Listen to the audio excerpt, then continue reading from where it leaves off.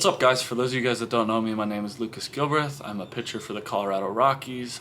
It's my third year with the big league team. I got drafted by them in 17, so I've gone all the way from Little League through college into pro ball all the way into the big leagues. So I've always kind of wanted to start a vlog like this, or a vlog to talk to the fans, kind of talk about things I've learned and things I've done. And unfortunately, I blew my elbow out this year, so I kind of put myself in a position where there's no excuse, and I decided it's a good time, if any, to document kind of what I'm going through, maybe be able to help some of you guys if you're going through similar things. So I'm going to be kind of documenting this whole thing on a week-to-week basis.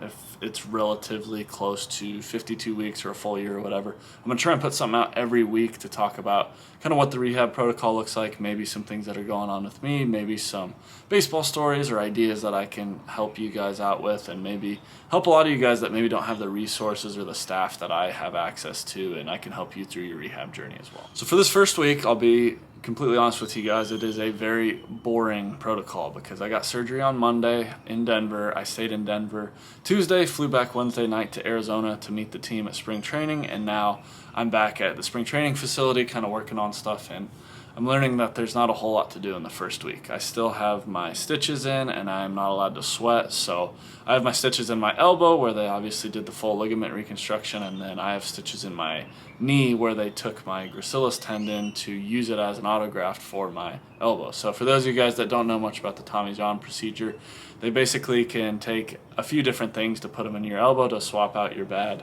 ligament. They can do a hamstring graft, they can do a palmaris graft, which is kind of in your wrist, or they can do a cadaver, or even an artificial now, I think. But I went with the hamstring, so unfortunately for me, now my elbow and my hamstring are sore, so it is what it is, but we're in the recovery process, and we're starting to get bored already. So week one, there's not a whole lot to do. You can't sweat.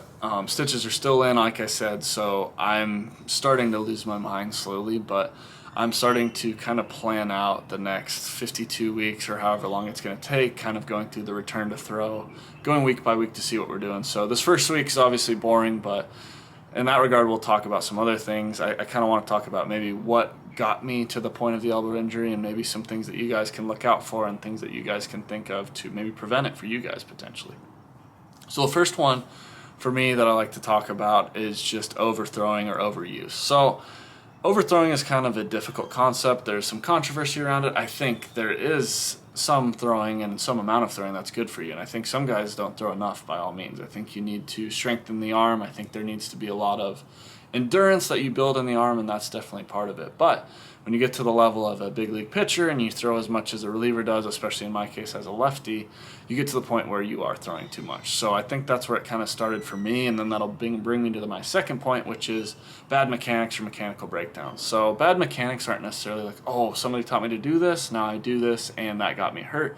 A lot of times bad mechanics are a result of fatigue or overuse, and your body starts to develop compensation patterns. So one of my favorite things to say is elite athletes are elite compensators. So when elite guys start to get fatigued, start to get worn down, that's when we compensate and we create bad mechanical problems, and that's where I was kind of at. I think I was fatiguing, I started getting into my arm a little too much, and then I started to fall apart. And so then we go to the third one, which is kind of a difficult one, but I think that's where I'm biggest on right now, is that we're pushing the limits of the human body. I think pitchers are getting so talented right now between the average velocity, the top velocities. I think the average velo is in the mid-90s now.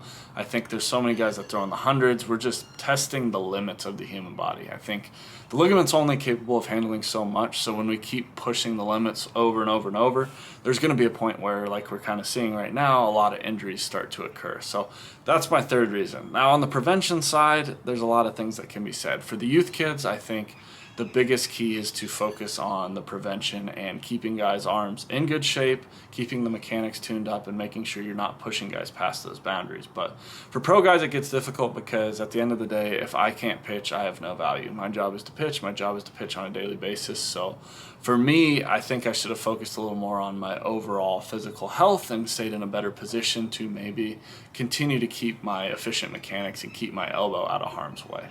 But that's just one of the things. Hindsight's 20/20. So for me, there's no reason to necessarily, dwell on the past, but now it's going to be okay.